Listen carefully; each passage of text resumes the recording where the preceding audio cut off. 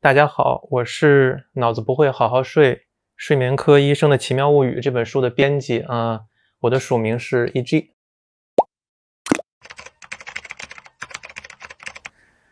今天呢，作为先读过这本书的读者呢，跟大家分享一下读这本书的体会。我先给大家讲一个故事，就是有一位叫玛利亚的女士，她是一位医疗工作者，40岁。有连续2年呢，他都特别的困，也总觉得累。而总觉得累这种事情呢，有很多的原因，比如甲状腺功能减退、糖尿病、抑郁状态、癌症、贫血、自身免疫疾病，甚至一氧化碳中毒等等。所以即使是医疗行业的他呢，也是多方问诊，但是2年都没有结果。最后还是偶然的一次机会，他在候诊大厅看到一则科普短片。就意识到自己原来是睡眠呼吸暂停，这种困难呢，其实主要就是打鼾。于是呢，他才想到去睡眠专科求助。打鼾虽然是常见问题，但是呢，因为他一晚上会中断睡眠几百次，所以非常的影响生活质量，而且会影响体内的像肾上腺素啊、胰岛素、瘦素等等多种激素的状况，所以长期以来呢，会对身体的抗氧化。清除心血管、脑淋巴管中的废物呢，都有负面影响。这样呢，就会增加患糖尿病、心血管病，甚至阿尔兹海默病的几率。所以像累这种身体信号呢，我们一定不要忽视。从这个故事呢，我们能看到睡眠问题诊断的困难。在临床上呢，睡眠问题有时候是在精神科处理，有时候呢是在神经内科。就像我们这本书的作者呢，他就是一位神经内科的医生。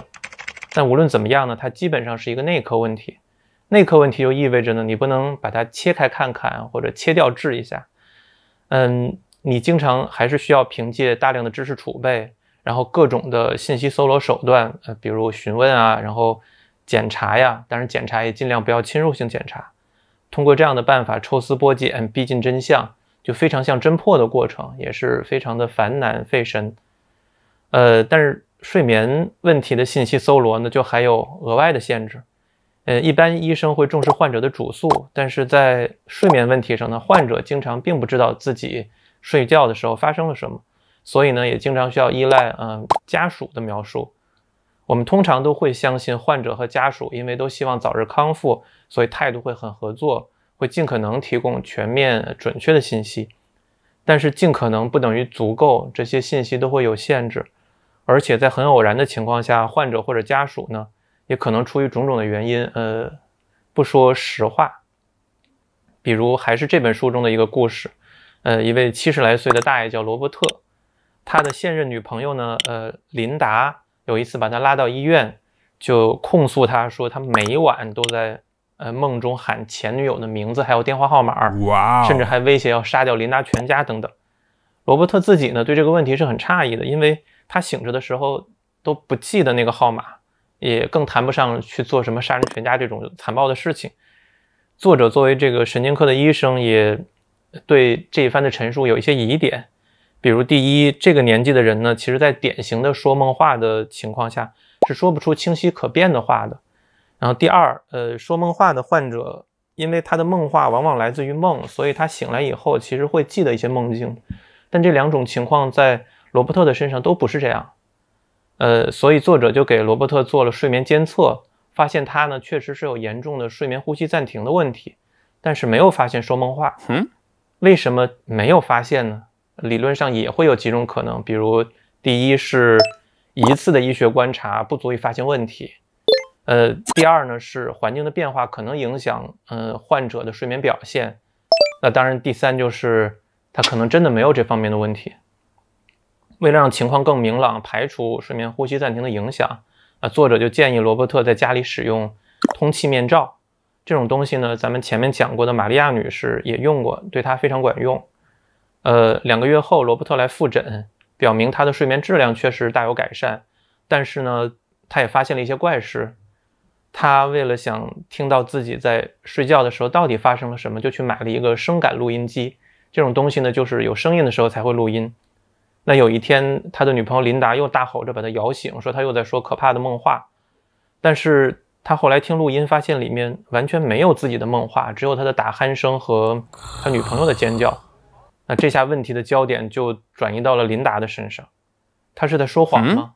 那有什么可能他会去说谎呢？这背后仍然有不止一种可能性，比如他有精神问题，而精神问题有可能是妄想，妄想的人呢会把幻觉当成非常真实的东西，也有可能呢是一种叫代理人孟豪森综合征的东西。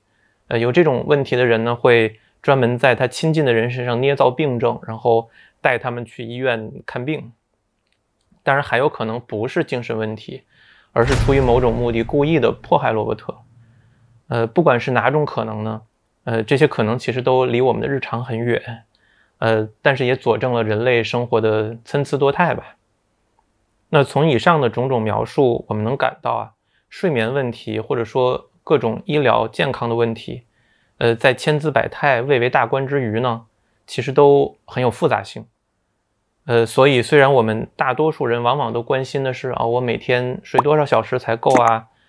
我几点睡最好啊？这些，但是这些问题可能没有简单的答案，反而可能越是斩钉截铁的告诉你几点睡、睡多久、怎么睡，一定更好，或者某种具体的饮食策略、生活方式一定更健康，那这些结论说不定就经不起推敲。毕竟个人各种病例其实都有自己的特殊之处，而且医学、营养学一类的领域本来也很少有那种多年都颠扑不破的结论。这个意义上呢，其实思考问题的方式，面对问题时候的一种态度，比当下的某些具体结论更重要。